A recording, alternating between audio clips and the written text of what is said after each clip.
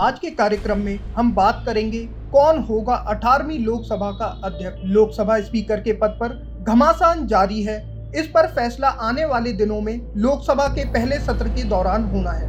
नई 18वीं लोकसभा का सबसे पहला काम लोकसभा अध्यक्ष का चुनाव करना होगा। संविधान के आर्टिकल 93 में कहा गया है, स्पीकर का पद खाली होते ही सांसदों को जल्द से जल्द अपने बीच से 2 सांसदों को बतौर स्पीकर और डिप्टी स्पीकर चुनना होगा। आपको बता दें, स्पीकर का मुख्य काम संसद की अध्यक्षता और संचालन करना होता है। आइए अब खबरों को समझते हैं जरा विस्तार से।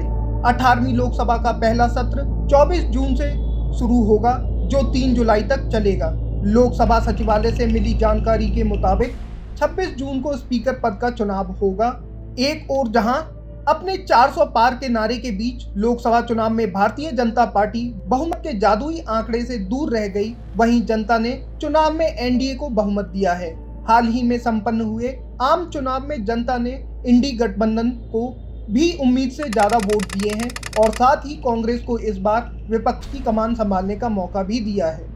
एक और एनडीए के नेतृत्व में प्रधानमंत्री नरेंद्र मोदी की नई कैबिनेट तैयार है और मंत्रियों ने अपना कार्यभार भी संभाल लिया है। अब पीएम मोदी की अध्यक्षता में 18वीं लोकसभा का पहला सत्र 24 जून से शुरू होने वाला है और 3 जुलाई तक चलेगा।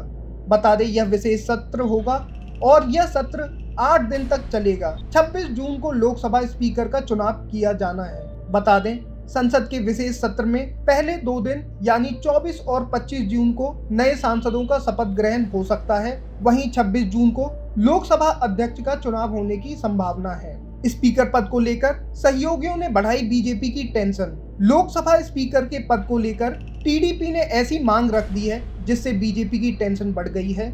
जहां एक ओर इस मुद्दे पर नीतीश कुमार की जनता दल यूनाइटेड ने साफ कर दिया है कि भाजपा जो भी फैसला करेगी पार्टी उसका समर्थन करेगी, तो वहीं चंद्रबाबू नायडू की टीडीपी ने कहा है कि एनडीए के सभी सहयोगी एक साथ बैठेंगे और तय करेंगे कि स्पीकर के लिए हमारा उम्मीदवार कौन होगा। आम सहमति बनने के बाद ही उम्मीदवार उतारा जाएगा और टीडीपी सहित सभी सहयोगी उम्मीदवार का समर्थन करेंगे। बीजेपी के लिए क्यों जरूरी है स्पीकर पद? सरकार के गठन के बाद अब नई सरकार ने जहां एक तरफ कामकाज शुरू कर दिया है, तो वहीं कई रणनीतियों को लेकर बैठकों का दौर भी जारी है। इसी कड़ी में रक्षा मंत्री राजनाथ सिंह के घर संसद सत्र को लेकर बड़ी बैठक हुई।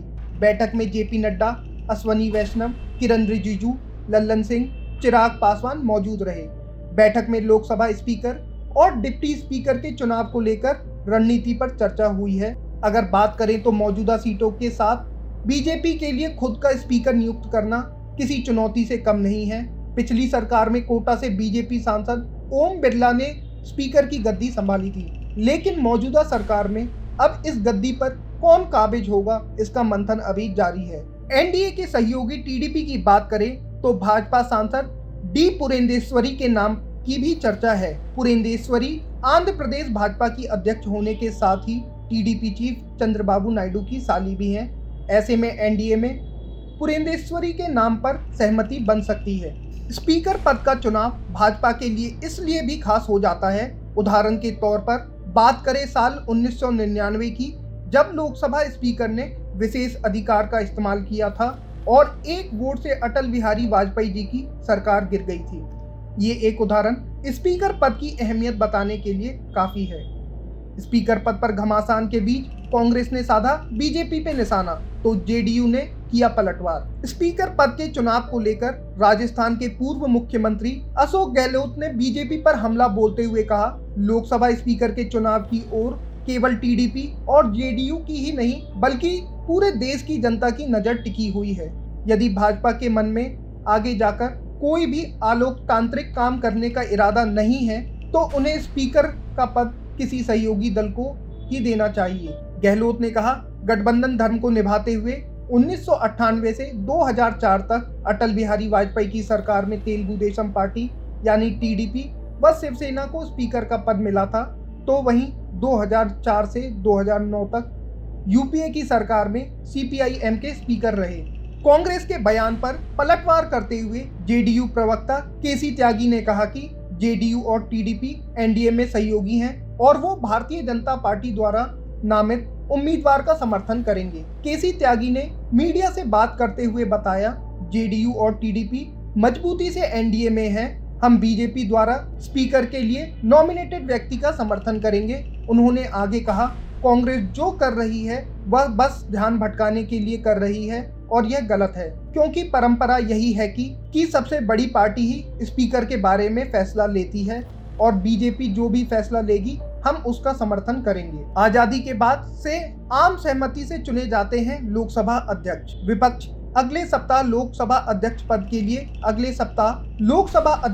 के लिए होने वाले चुनाव में अगर अपना उम्मीदवार उतारकर चुनाव की स्थिति पैदा करता है तो यह आजाद भारत के इतिहास में पहली बार होगा, क्योंकि पीठासीन अधिकारी का चयन हमेशा आम सहमति से होता रहा है। वहीं लोकसभा में अपनी बढ़ती हुई ताकत से उत्साहित विपक्षी इंडी गठबंधन अब आक्रामक तरीके से उपाध्यक्ष के पद की मांग कर रही है, जो परंपरागत रूप से विपक्षी दल के सदस्य के पास होता है। आइए अब जानते हैं आखिर कैसे होता है स्पीकर और डिप्टी स्पीकर का चुनाव। किसी भी सरकार के गठन के बाद लोकसभा के स्पीकर और डिप्टी स्पीकर पद का चुनाव अहम होता है। लोकसभा के स्पीकर के चुनाव के लिए राष्ट्रपति एक तारीख निर्धारित करते हैं और इसके बाद स्पीकर डिप्टी स्पीकर के चुनाव की तारीख तय की जाती है।